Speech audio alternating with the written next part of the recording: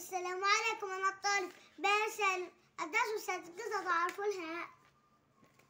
نزلت هالة من البيت إلى حديقة المنزل، فشاهدت هرة صغيرة في الحديقة تعاني من شدة العطش، فقالت هالة لأختها نهيل أن تحضر إناء فيه ماء، فأعطته إلى القطة، فشربت القطة من الماء وشاهدت نظرت على هالة ونهيل